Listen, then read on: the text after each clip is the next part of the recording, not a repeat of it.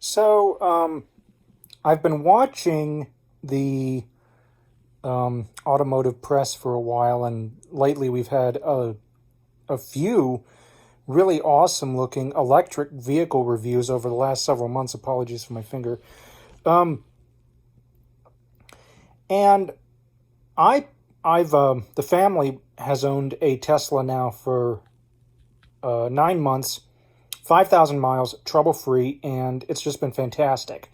And the Tesla is essentially a premium entry level luxury class vehicle, even though it may not feel like it if you're used to something from Mercedes or Audi.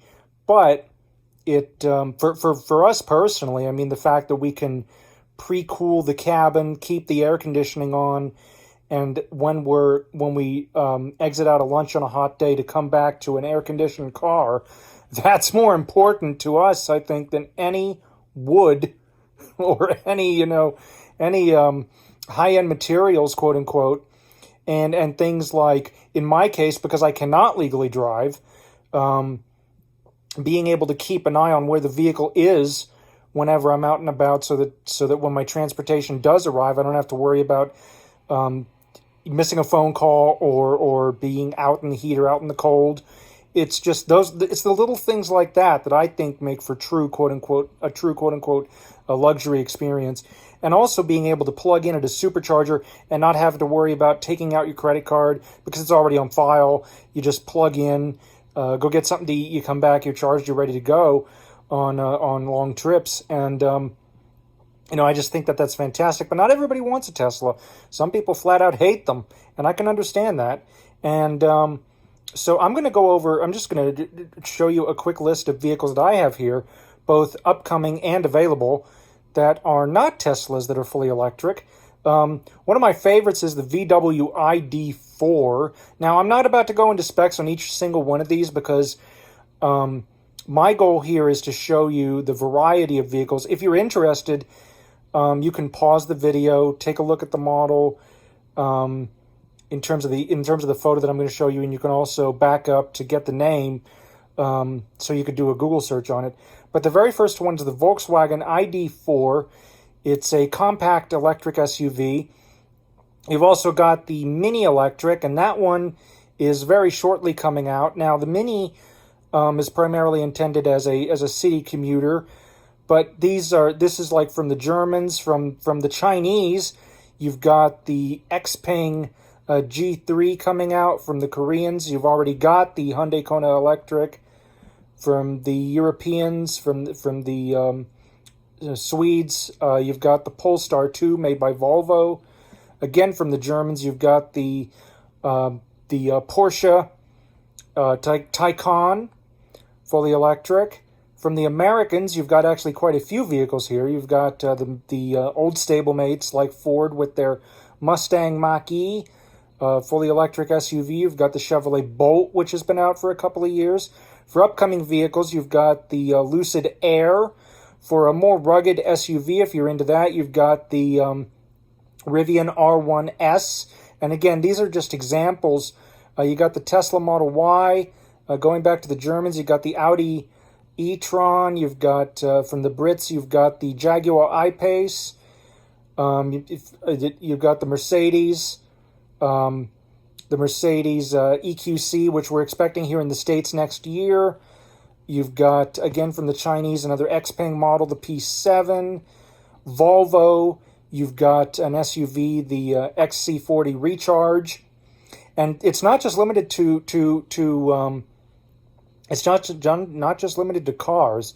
You've also got the Harley Livewire electric motorcycle, the Zero SRS electric motorcycle. Kia has the e-Niro. Nissan's coming out with the Aria. You've also got a new vehicle manufacturer by the name of Lordstown, which is coming out with their Endurance pickup truck.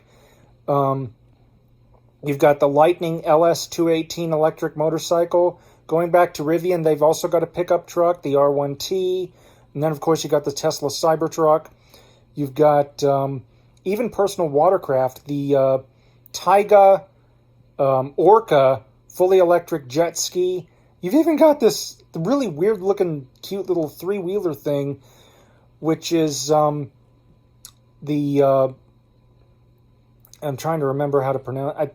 It's Energica Mechanica. It's a really interesting name. They're Canadian. They've come up with a little three-wheeler called the Solo. And then you've got an outfit here in America simply called the Canoe, which is spelled, by the way, Canoo.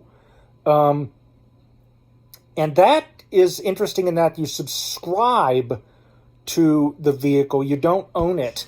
And for the subscription fee, you get included the license, insurance, title, everything you need is all is all included in one monthly subscription. Now, the Tesla supercharger network is vast, but I also did some digging on both Electrify America and ChargePoint, and I think combined, if you put those two together, there's more than enough charging points to take a cross-country trip.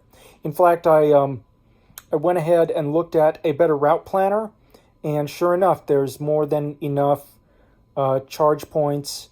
I've done this with several electric vehicles. Tesla's obviously the easiest, but I got curious, so I went ahead and added, did the Mini, I did even the Harley Livewire. Surprisingly, it's actually very possible with the Livewire to do a cross-country trip. Would you want to? That depends on how ambitious you are, I think. But a lot of people are going to get on me. Well, the reason people are not driving electric is because of areas that could lose power. And believe me, I know, because I live in one of them part of the year. Up at my summer house, the power lines are above ground, and anytime there's a thunderstorm, there's always a chance that the power could go out. So believe me, I'm with you on that. I completely understand that. The other argument that people are going to say is, well, what if you don't live in a home, or if you rent your house? What if the landlord doesn't allow you to have a garage? I think, and this is just me, but if I owned and rented out a house, I would make it mandatory for at least one, maybe two 240 volt outlets to be available in the garage at any given time. And if I owned an apartment, I would make it mandatory for 240 volt plugs in every parking space. Now you're thinking, well, why not just go with the full charging station? The reason for that is because, as I said before, not everybody wants to get a Tesla, and you don't want to have to take the power lines and bring them out for two charging stations. I'd rather just have the one. So I think that going forward, personally, in order for everybody to be driving electric, I think a couple of things are going to have to happen. First of all, the charging network is it's usable, but a lot of people, I think, would like it to grow, myself included. I would definitely like to see it grow. I think that we need to see just as many electric charging stations as we do gas pumps, right? We need to be at a point where somebody could just drive up, charge, and get going. And a lot of people are thinking, well, it doesn't charge fast enough. I want it to charge in 5 minutes. Consider the pandemic and the lockdown and the fact that we've all become, as a result, very sedentary out of the need to protect each other. I think that requiring a charge for 30 minutes is fantastic. And you're wondering why? Well, it's called getting up and getting exercise. Getting up and getting, stretching your legs, getting out and walking. And I think they need to put in charging stations at educational sites. I think they need to put them in at recreational sites, hiking trails and so forth. And the idea is that if you're on a cross-country trip, it happens to be a beautiful day, you could route yourself to a hiking trail, and while your car charges, you could go hiking and have a picnic lunch. I mean, that would be awesome, I think. And is this coming? Absolutely, it's coming. I genuinely believe that before this decade is out, that electric cars will surpass gas. Now, gas will not necessarily go away, but I think that for day-to-day, and especially the younger people who are more environmentally conscious than past generations have been, because they've grown up with all the problems, is that they will demand, as they get older, they become adults, they will demand this sort of infrastructure really, really take off. And one of the other things I think that we could do here in the States is something that Europe has done. What they've done is they've incorporated charging outlets into street posts, basically. You could just pull up anywhere on the street in London, and I believe it's a blue post you have to look for. You find one of these blue posts, and you just plug in and off you go. Because in addition to the standard 110, or in the UK's case, a 230 volt a regular plug that comes with your car, it also comes with, or at least is optional with, an additional plug that it basically works like it was just like a power outlet in a sense. You plug it in to the post at the side of the street, and then you plug the other end into your car. Edit your put in your car details, and off you go. But I genuinely think that, especially if these wildfires have taught us anything, it's that climate change is very real, and we have got to get a jump on this now. I know somebody up north who is actually being affected by the fires. The blaze is not far from where they live, and there's a very real chance that they would have to evacuate. And I've got family down in Southern California, and if there's one thing I'm keeping an eye on, is that these fires don't end up heading down south in that direction. But I think that, with the fires in Australia, the fires here in California, the hurricanes, we need to do something. And I think one of the biggest things that we can do is for everybody to switch over to electric transport, and for everybody to switch to renewables 100%. I think that if it were up to me, and you have to understand, I'm not a financial whiz. I personally do not believe that finances need to play into the need to stay alive. And as far as I'm concerned, combating climate change falls under the need to stay alive.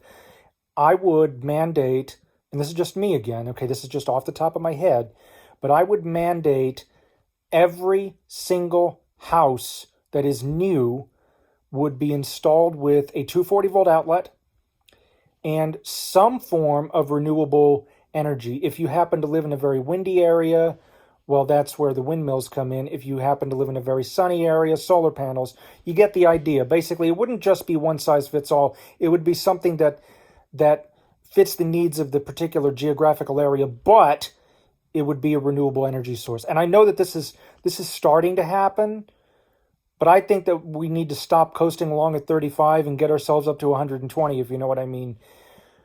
And I think that we've got more than enough choice as far as EVs are concerned. They're coming out this year and next, and there's just I only think that it's going to be expanding, and I think that it's common sense. I think that we all need to start driving and riding electric. I mean, up in Canada, there is and using renewable energy. Up in Canada, there is an outfit that has actually taken it upon themselves to buy a whole fleet of Tesla taxi cabs. And I think that that's fantastic. Police departments here in the United States are purchasing Tesla Model 3s and Model S's and they're seeing the benefits. I think now it's just a matter of the consumer. And I really do think that everybody's next vehicle purchase or lease should be an EV of some kind. But that's just me. What do you think? Thank you for watching. Comments are welcome, and have a nice day.